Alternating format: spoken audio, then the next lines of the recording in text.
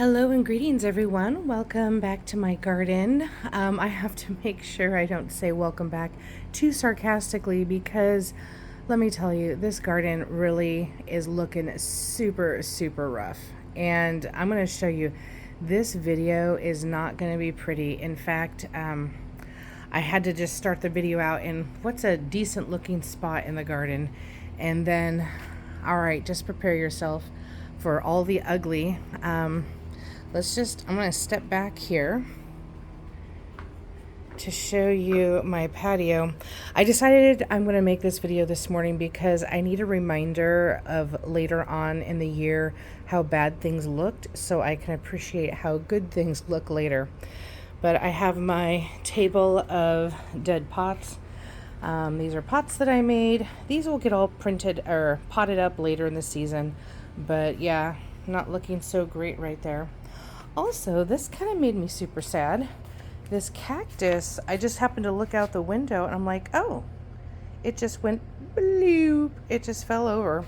But you know what was cool is that there was a bloom on it that still bloomed. And this thing is forming and I'm wondering if that's going to bloom too. But the cactus, I have no idea if this is just a natural part or what. But all right. This isn't looking too bad other than the thing that blew over there in the storm. I mean, this area isn't looking too bad. Obviously, there's quite a bit of scorch on the leaves, but it looks like I got some new plumerias. Oh, well, those are pretty. Hey, that's a bright spot, and they smell amazing. So, all right. This tree finally died. This was a jatropha tree. This finally gave up the ghost. And I can be kind of pessimistic or whatever. Or I can get very blasé about dead plants. Part of me is like, fine, I don't care. You know, if you're going to die on me, I can only do so much. So anyway, it's like I think I'm more sad about the money that I wasted. And that brings me to my next point, is I have wasted a lot of money on plants through the years that die. Some of them you just can't, you can do everything right and they still die. I don't know why this little bee really wants this pole.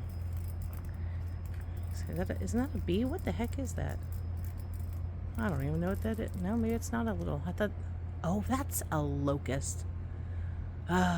So it can make all the clicky sounds. Okay, anyway, focusing. All right, so losing a lot of plants because like back here, some of these aren't looking the greatest, but they're actually not doing too bad.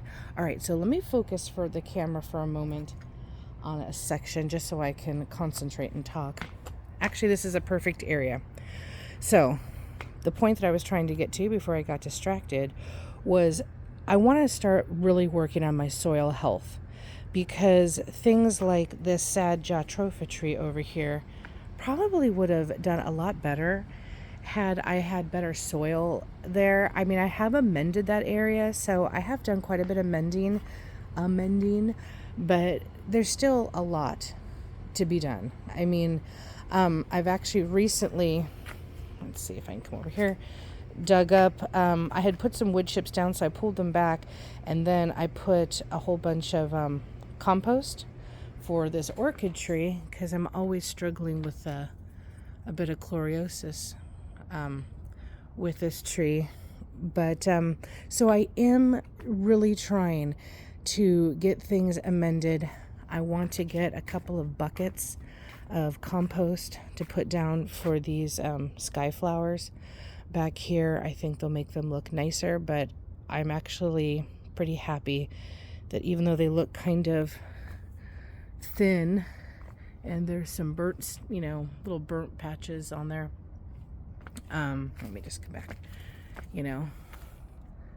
see there's some leaves. You can see some scorching, but overall it's looking a little nutrient deficient as well, but thankfully it's kind of hanging on. So here is some Arabian jasmine that actually by all intents purposes is doing pretty darn good. Bougainvillea always does great. So and I have a lot of it, which is a blessing. and a curse, because it's so thorny, and just to take care of it is so frustrating. Okay, hold on. The sun's coming in the camera. Hold on. Coming around. Okay, I'm just wandering aimlessly through the garden. Okay. Turning back around. Here, there was a big windstorm, a really big windstorm, and I haven't had a chance to set that thing up right. I was busy all day yesterday at some training, and it just kind of symbolizes how I've been feeling about the garden this summer. So, kind of going back to the whole soil health, I really am wanting to spend a lot of energy through the fall this next year, which is going to take a lot of energy, because getting the bags of compost, there's a place where I can dig it. It's called U-Scoop, where you scoop it up. It's really good compost, and it's actually very inexpensive, but it's a lot of work, and the buckets are heavy, scooping, bringing it back, laying it out, and it is a lot of work. It's a lot of physical work to do, but I'm trying not to get overwhelmed with the thought of that. So I just want to do like 3 buckets a week. If you keep on being consistent with that, then it will make a difference. And so that's what I'm trying to tell myself, is just a little bit at a time. Don't get overwhelmed. So it'll make such a difference. So building soil health so I can keep a lot of the plants, since plants are expensive and so they don't die. But then the next thing I want to look at, and this is actually a good section right here. This has the 3 things other than bougainvillea that I think have done brilliantly throughout the summer. Let's start actually back over here again. This is lavender starvine. I have seen people prune it into like a really tight hedge, and then it ends up dying out. So I'm not doing that. I'm letting it grow a little more natural so the sun can get all the way through, into the different parts, not like shearing it like a big ball, and then it gets like a layer of green on top, and then it's all dead inside. So here's actually, let's see, there we go, is that better? Yeah, so it gets these pretty flowers. They tend to be more profuse. Oh, here's some open. Sorry about the camera. I think naturally it's supposed to flower. Ooh, I ran into my bench. Flower more in the spring, because it's behind this tree, this Hong Kong orchid tree. It tends to get a lot more shade, so I don't get much flowering in the spring. So I get a little bit of flowering in the summer. But the main key with this one is it is just nice and green. It's been pretty low maintenance. I do a little trimming because it is kind of vine-like. It wants to vine out. You can see I've done some trimming back, but it is a viney type of bush. So anyway, what I'm trying to get at very inarticulately is that I want to start looking at what is doing great and start dotting this around the rest of the garden. Because the other thing about this is it stays evergreen. I do not have to cover it in the winter. Now, we get mild winters comparatively, but it does get down to 32. If we had a hard freeze, I don't know what it would do. We haven't had a hard freeze here in the Phoenix area for a long time, but it's not unusual to get down to 32 degrees a handful of times throughout the winter. So I've never had to cover it. It looks great. Another thing that looks great are these 2. Going back here, the Arabian jasmine takes the heat beautifully, and it takes the cold beautifully. Same thing with this skyflower, which is why I would say out of all of them, the skyflower is the one that looks like it's struggling the most. Although struggling, I'll put in, I don't know, quotations, only because yes, there are some browning on the leaves, but I think if I amend the soil better and I feed it a little bit more, I think that it would start really thriving. And again, not an issue for when we get down to that 32 degrees in the winter time, the handful of times, and then the summer. So with that being said, okay, coming back around, there's a lot of places, like for example, where this thing was. I have some trellises. I'm so sorry I'm moving around. Oh my gosh. I hope someone's watching this, but at the end of the day, this is also for me as a kind of just a, to record the garden. Anyway, all right. This black trellis arch, I have 3 more. I need to build the other 2. They're pretty easy, but I'm going to put one actually right here because I want the Arabian jasmines to have something to grow up over. And then I'm going to put the other one right here where this plant died. Now, there's a lot of things I'd like to do with this space. One, I want to get something to grow up so it just blocks the window of my neighbor's property. It'll give us both more privacy. I think until I get more soil amended, I don't want to spend lots of money. I thought about a climbing rose. I don't know what I want to do right now. I even thought about putting more Arabian jasmine because it does so well. But I think this year, I'm just going to build the arch. I'm going to put some sweet peas because I have a whole bunch of sweet pea seeds. And that's what I'm going to do for there. Because there's a lot of filler plants I need to put in. And, plants are expensive. So I need to be a little more strategic. This area right here, let's move over. Let's look at something new. I'm trying just to get to a place where the sun's not shining. Okay, I can come from this vantage point now. So I have all of my, sorry, I shouldn't put my finger in the shot because it's messing up the camera. Anyway, all of my bougainvillea. As you can see, this first one, I really went to town on this one right here, and I hacked it back. And it's actually coming back nicely. I hacked back the rest of them. They thankfully stayed a little fuller. So this area drives me bonkers because I see it right out of my bedroom window, my living room window, and things are dying back. So I have plans to add things to give a fuller look.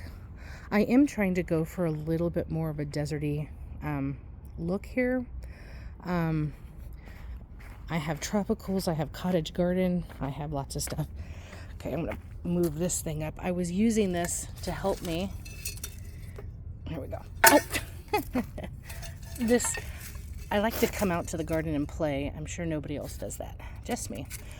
Okay. What I was going for right here is trying to get some height. And trying to figure out what I want to do to help give some height. I need to get more rocks to fill in. I think what I'm going to do also is I'm going to transplant a lot of plants that I have. So, because plants are expensive and I don't have the money to do everything at once. So that little tall stick is going to represent, I am going to take this totem cactus right here, and I am going to transplant in the fall this totem cactus over there. So I'm like, oh, that's going to be perfect. I'm going to dig up the aloe vera that's in here, which there's some surviving, some are not, and just raise up the soil, replant it. Just try to get everything happy because I love aloe vera. I was trying to do like a nice little aloe vera garden, but it needs a lot of cleaning up. I have some other plants that I'm interested. There's one other plant actually where that rock is. So I'm going to create a triangle thing here. And I asked ChatGPT, and one of the plants it said was this one called Blue Days. And it's also proven winner's version is Blew My Mind. And I actually bought some. And this is perfect because this is what it is. It's supposed to have little blue flowers on it. There's one there that's not doing as good. And then there's one back here that's been hiding behind all this Gumfrea that has just like taken over. And so I have a whole planting project for this area for my cottage garden for the fall. So I'm going to dig up those blue jays and I'm going to transplant them over here. I'm at least going to give them a try because I wasn't planning on keeping them there in the other bed. So it's not a bad thing to at least try, see if I can get those transplanted here to help kind of fill in the area a wee bit. Kind of do a little bit of something over here too. So that's on the list of things to do. Someday down the line, I'm going to reorient this flower bed. I'm going to transplant some mint into a bigger pot. But here's another section. Sorry, there's so much to be done. And sometimes I really get myself really lost in the weeds and overwhelmed because all I do is look around and see the things that I don't like and what I need to do. This area is another area in which I will be planting probably for sure, the Arabian jasmine. It doesn't grow quite as fast as I'd like, but Arabian jasmine is a great, like I just showed you over there, it's a great plant. So I wanted to fill up this wall. You know, I will replace that. It was a real cheapy arch. And anyway, I just need something to fill in this wall. Also, I'm going to point out, because you're like, what is that weird thing? Maybe you didn't think that, but I saw at a Christmas store in Sedona one of these. This is like, you know those century plants or those big agaves that have the big plumes and the flowers? That's what this is, but it's dried out. And I saw in this one Christmas store in Sedona that they used one of these as a Christmas tree. And they hung the ornaments, and I thought it was such a great idea. And I was going to use this for a display project, but I don't know what to do with it anymore. But I don't want to get rid of it quite yet. I might grow some vines up it. It's pretty cool. So anyway, that's that. Okay, coming around.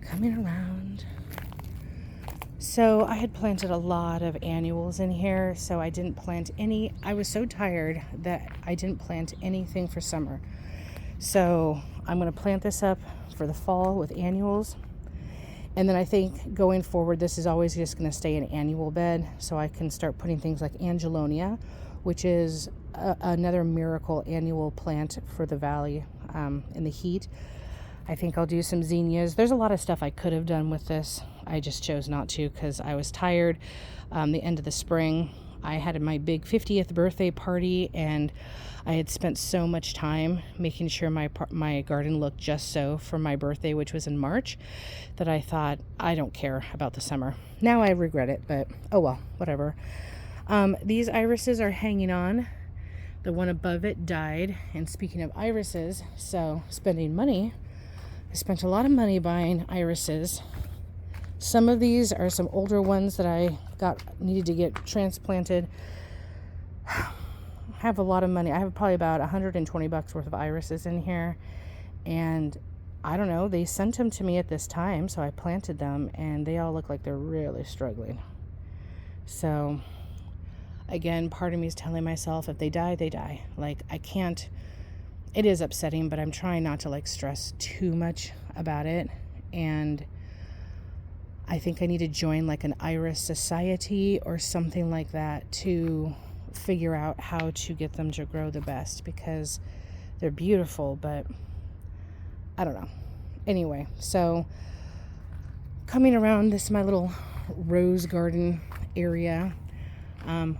See, I've had a lot of black of those big giant black bumblebees. They love the moringa tree, which I'll show you in a second. So we're almost done with the tour. So the rose garden, I have had, what's it called? Spider mites. I'm learning to see the signs of different things. So I've been spraying, I haven't sprayed any organic spray actually in a while. There was some Captain Jack, which I think is organic. I hope it is. I need to look on the bottle better, but that was like a month or two ago I sprayed. I've just been trying to hose off the roses. This is a Colette vine, climbing rose rather, that is actually not doing too bad overall. This over here, I think this is what made me want to come out and do this garden tour, because I was looking out my bedroom window and I was like, this looks disgusting. It's horrible.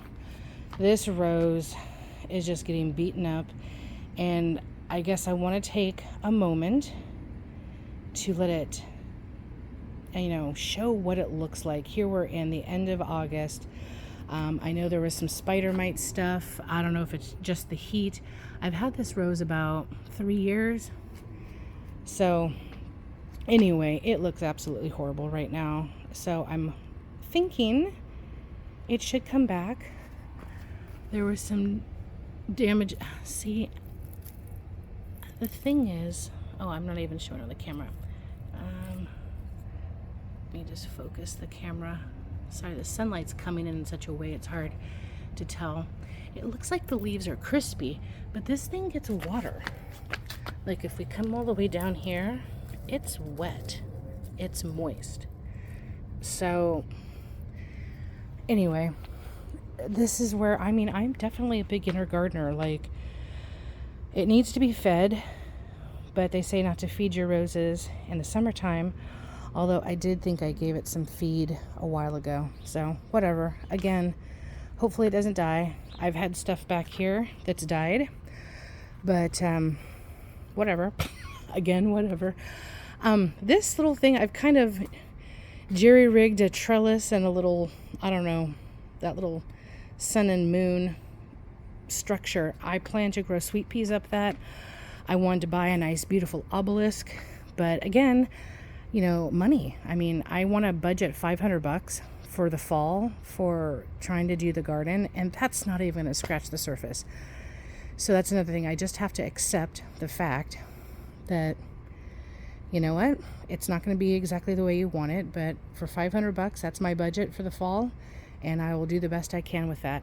So I have, again, tons of sweet pea seeds saved. So I kind of stuck these two together to give support, and so I'm going to grow sweet peas here. I am going to get a big oak barrel to go right here. I'm going to grow some dill and cilantro there.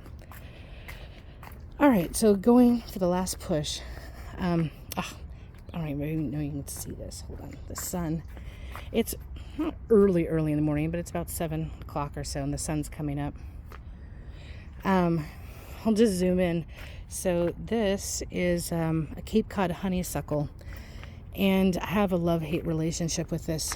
It doesn't really like the heat. Sorry, I can't even see. Here we go.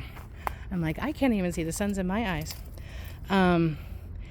It's surviving. It'll come back as soon as it cools down. So the summer heat kind of kicks its butt, and then it kind of comes back nicely, and the hummingbirds love it. But then it does not like the 32 degrees. If it starts getting in the low 30s, it starts getting, frost damage. So at some point, this thing may be replaced. I'm going to come this way.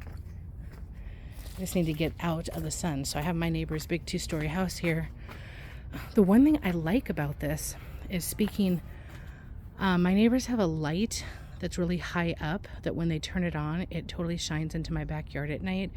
So my plan is in this spot, can't see around the moringa tree, in this spot here where the Cape Cod honeysuckle is, I wanted to grow up over the fence. So one of the things because again, it all comes down to money. Let's see. This could be looking horrible. I have no idea what's happening with it because I can't see the camera. At some point, I think my plan will be to build like a nice big, like an arbor trellis type thing that's high enough that I can grow stuff over, that maybe grow something that's hardier, and then something that's high enough that'll block the light when it's turned on. So anyway, okay. All right. My moringa tree, it's looking beautiful. The hummingbirds love this. The bees love it. Oh, see these big black bumblebees? They have been so happy. Where am I at? Oh, darn, it moved. Where am I at? I can't, is that it?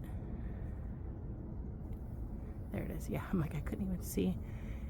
Wait, where you going, little bumblebee? I've had a lot of them because these blooms, they smell delicious. Oh, and there's the hummingbird too. Aha, everyone's coming out for their morning breakfast. Where is it in the camera? I think she's right in there. She's just sitting there. Oh, there she is.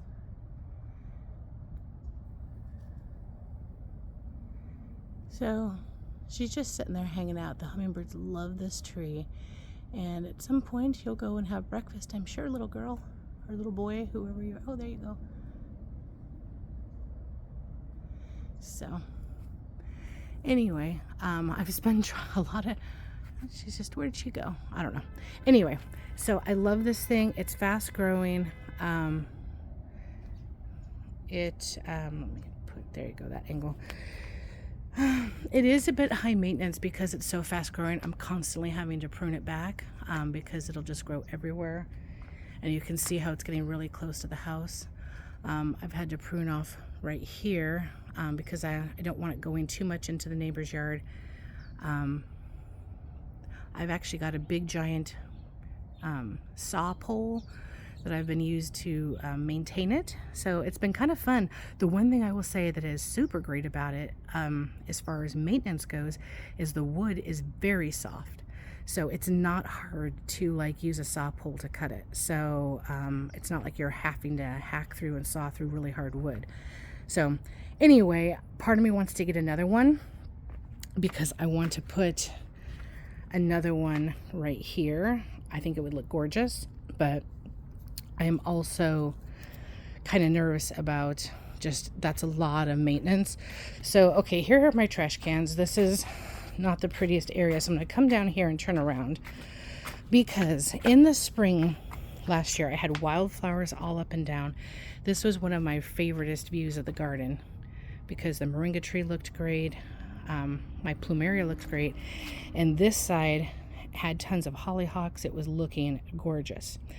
So because of, again, finances, I had planned to put maybe some vines along the wall, but I have tons of hollyhock seeds and I have tons of wildflower seeds. So this section is just going to get the wildflowers and the hollyhocks again, which are beautiful, but I had to work super hard to maintain my wildflower patch because so much was growing up in it. And I was constantly having to pull things out. I have added these stepping stones, which I did not have last year. And these should hopefully make it easier for me to weed and get to the back of the bed. Because I had just stuff all around here and there was no place for me to step to do any weeding. So now I have a little path that I can kind of walk along, and that's the plan. So anyway, don't look at that. All right, so there are a lot of successes here in the garden. My plumerias are doing well overall, but there's also just, you know, as you could see from the video, a lot of stuff that was needing some good love. And so I'm just trying to tell myself slowly but surely and stop focusing on just trying to put lipstick on a pig. Like, let's actually like make it nice. Let's not just buy a whole bunch of annuals all the time. Let's just invest in the soil, number one, and then let's get some good foundational plants some more. I have a lot of good foundational plants, but let's add a lot more. And that way, when you just decide to do the annuals in different areas, you know, it will really pop. So this is actually, I'm going to sit on this bench. This is actually another one of my favorite parts of the garden, is to sit here, and when things are looking their best, it's glorious, but it's actually still a nice view. I think that's my biggest thing, is I need to learn to appreciate, even when it's not looking its best, it's still nice. It's better than a big dirt backyard. So I think I need to readjust my expectations, and you know, your garden can't always look like, you know, those YouTube videos or people on Instagram. So This is called Real Life, and thank you for watching my very long video. All right, I'll give you another update later. All right, take care. Bye.